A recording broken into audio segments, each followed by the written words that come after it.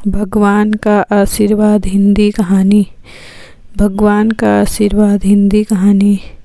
एक गांव में एक आदमी रहता था। वह बहुत ही दुखी हो चुका था। उसके पास कुछ भी नहीं था।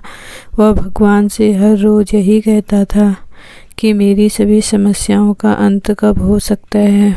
भगवान का आशीर्वाद हिंदी कहानी। लेकिन उसे अपनी परेशानी का अंत होता हुआ नज़र नहीं आ रहा था। भगवान भी शायद उसे कोई जवाब नहीं दे रहे थे। शायद वह बहुत ही परेशान हो गया था। उसकी पत्नी यही कहती थी कि तुम कितना भी भगवान से मांग लो, लेकिन हमें कुछ भी नहीं मिलने वाला। हमारा जीवन मुसीबतों से भरा है और यहाँ पर हमेशा मुसीबत भरी रहेगी। लेकिन आदमी यह कहता था कि भगवान सभी की सुनते हैं। हो सकता है कि वह मेरी बात भी सुन लें और इसमें समय लग जाए, इसलिए हमें इस समय का इंतज़ार तो करना ही होगा।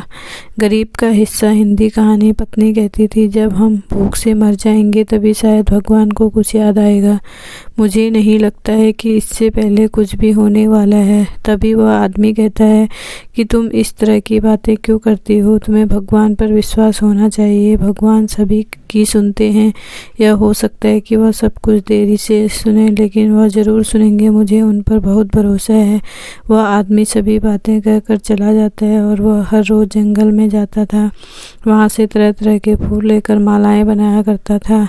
उन मालाओं को बेचकर ही वह अपना घर चला रहा था, लेकिन उसका घर चल नहीं रहा था। उसे खाने की समस्या धीरे धीरे बढ़ती जा रही थी। वह आदमी सभी मालाओं को लेकर मंदिर जा रहा था। तभी रास्ते में उसकी मुलाकात एक साधु बाबा से होती है। साधु बाबा कहते हैं कि यह माला तुम बेचने जा रहे हो? आदमी कहता है कि मैं मंदिर के पास में ही यह माला बेचता हूँ। साधु बाबा कहने लगे कि मुझे भी एक माला चाहिए। अगर तुम्हें ऐतराज़ ना हो तो तुम मुझे एक माला दे सकते हो। वह आदमी कहने लगा कि इसमें कोई भी समस्या नहीं है। काम की सफलता हिंदी कहानी। अपने आप माला ले सकते हैं। और साधु बाबा ने कहा कि मेरे पास धन नहीं है, मैं माला के बदले धन नहीं दे सकता हूँ, लेकिन मैं तुम्हें आशीर्वाद दे सकता हूँ। वह आदमी कहने लगा कि इसमें भी कोई संदेह नहीं है। आप मुझे आशीर्वाद देते हैं तो इससे बड़ी चीज़ मेरे लिए क्या हो सकती है?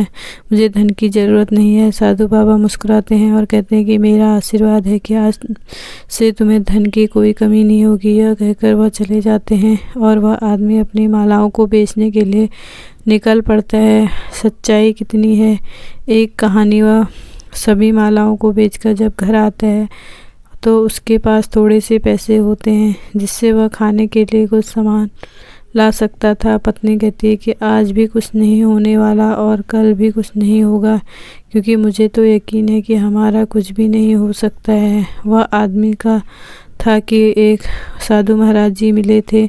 उन्होंने मुझसे कहा कि मुझे अब कोई भी समस्या नहीं होने वाली है।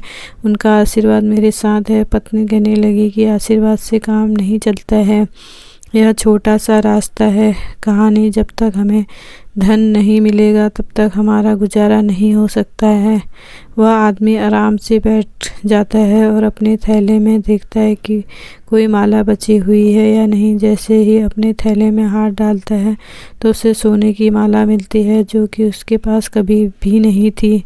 अब यह समझ जाता है कि जिन्होंने उसे आशीर्वाद दिया था शायद भगवान थे, जो हमें आशीर्वाद दे गए कि हमारे पास कभी भी कोई भी धन की कमी नहीं होगी। वह अपनी पत्नी को दिखाता और कहता है कि आज भगवान मुझसे मिलने आए थे और हमें आशीर्वाद में इतना सारा सोना दिया है कि ज़िंदगी भर हमें खाने की समस्या नहीं होने वाली है। कुछ बदलाव ज़रूरी है। कहानी।